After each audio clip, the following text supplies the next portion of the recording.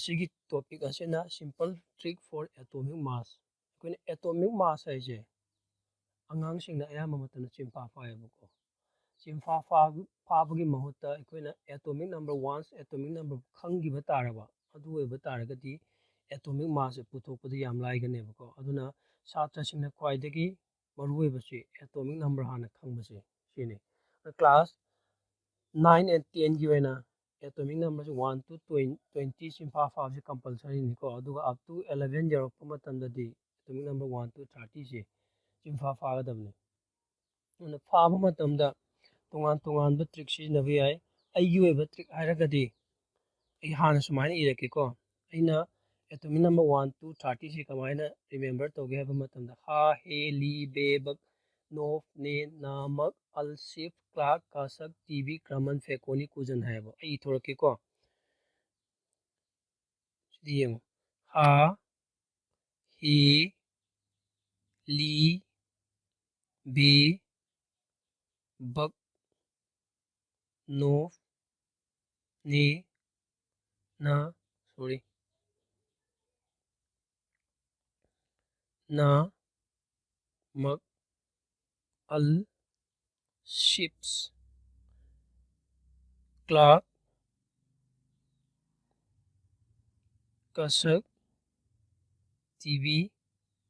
ग्रामन फे को नी कु जन यानरेको सिना हाइड्रोजन हा सिना ही हैन पाबको ली बेबक एसमैन पासिम नोफ ने नामक अल शिप्स क्लाक कसक टीवी ग्रामन फेकोनी कुजन सिना एटॉमिक नंबर 1 to 30 ने सिगी एटॉमिक मास इशू अखोना क्लास 12 पाव ओरगसु एटॉमिक मास से once 20 हेंगिबा तारबा अदु ओइबा तारदि क्वेश्चन द गिवन पिरकनेबा अदुबो 20 गी मखा मखैसिदि अयाम मतमदा मास पिरोइको 20 गी मतुंग 21 to up to 30 सिदि एटॉमिक मास कमाय पुथोकदगे हैदुदि नेक्स्ट वीडियो दोन येंगिनरसे अदु ngasiगी ओइना atomic mass for atomic number 1 to atomic number 20 फाउगी एटॉमिक मास कमाय पुथोकदगे हाना खंगमिनगिसिको सिजेंगो फर्स्ट अखोइना एटॉमिक नंबर से up to 1 to 20 रसिको सिजेंगो hydrogen helium lithium beryllium boron carbon nitrogen oxygen fluorine neon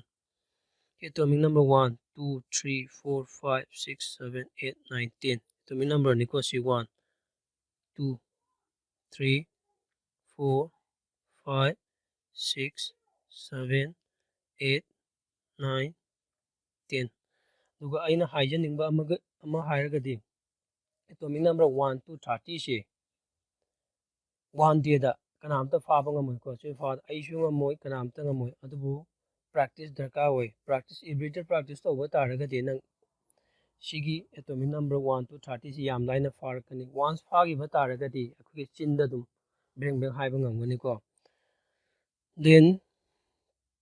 sodium magnesium aluminium silicon phosphorus sulfur chlorine argon potassium calcium sina atomic number up to 1 to 20 niko sina 11 sina 12 13 14 15 16 17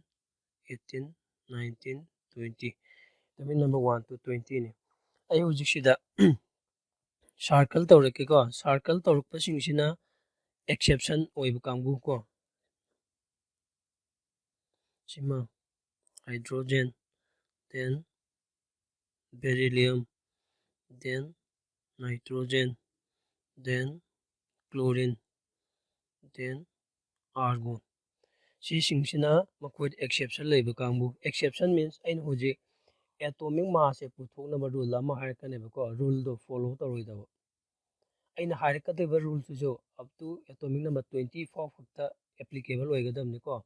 ꯑꯗꯨꯗꯒꯤ ꯍꯦꯟꯈꯤꯕ ꯃꯇꯝꯗ ꯑꯩꯅ ꯍꯥꯏꯕ ꯔꯨꯜꯁꯦ applicable ꯑꯣꯏꯗꯦ ꯌꯦꯡꯉꯁꯤꯀꯣ ꯍꯧꯗꯤ ꯀꯩꯅꯣ ꯍꯥꯏꯕ ꯃꯇꯝꯗ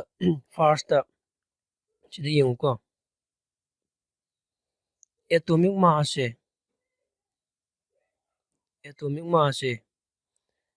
इक्वल टू क्या मानने 2 टाइम्स ऑफ एटॉमिक नंबर का मानने है को if atomic number is even हुई बता रहा एन इसे खंगे को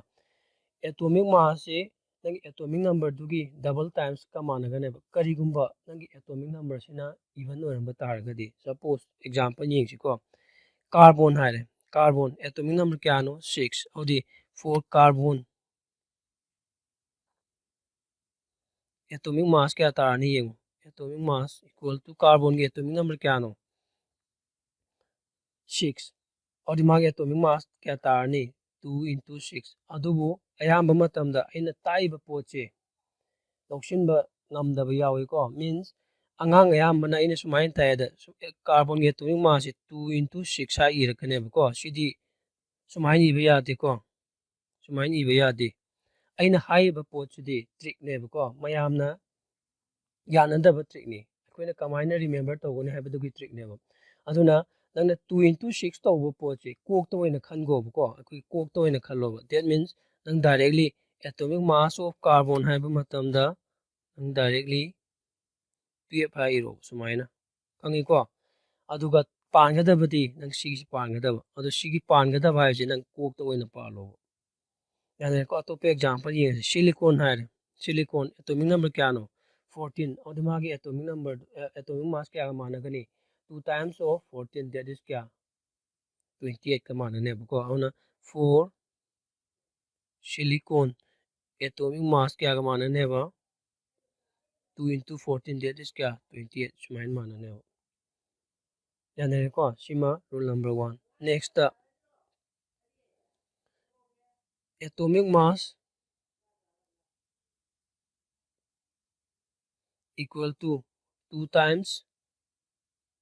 atomic number plus 1 सिगा माना गने बा करीगुंबा if atomic number is odd oiramba tarabo khangni ko kaigumba atomic number sina odd oiramba taragadi nangi atomic mass se 2 times of atomic number plus 1 to biyo example yengasi ko aluminum hare aluminum for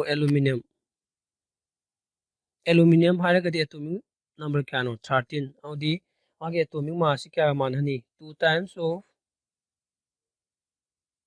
atomic number मागे atomic number क्या no 13 और 2 times of 13 di क्या था 26 plus 1 di क्या 27 दो इन ngachai do sumai si direct sumai yu ko sumai ni igada si irakano 2 into 13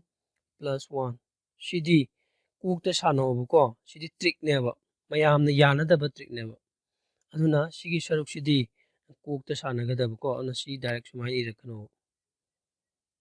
यानी को अतोप एग्जांपल है फ्लोरीन है for fluorine means atomic number क्या नो 9 मींस what एटॉमिक नंबर ने और एटॉमिक मास से क्या माननी 2 times of 9 क्या तारे 18 यानी को प्लस 1 दे क्या ताने 19 तागने हो अतोप एग्जांपल दमो पोटेशियम है फॉर पोटेशियम एटॉमिक नंबर क्या no 19 means odd niko adu oiba tarigdi ma atomic mass kya mane 2 times of 19 di 38 plus 1 that is kya tarani 39 sumai putho yana ko then exception kangbu means ina ngasai sida circle to giba kangbu sidam yenga si yana ko circle to usi kana da han to ina hydrogen da han to ko hydrogen gi oina for hydrogen gi oina ko atomic number का कना का माननी atomic mass का मानने that is क्या ओरनी 1 ओरनी यारे को next कना ले बेरिलियम एटॉमिक नंबर क्या नो 4 बेरिलियम की को 4 बेरिलियम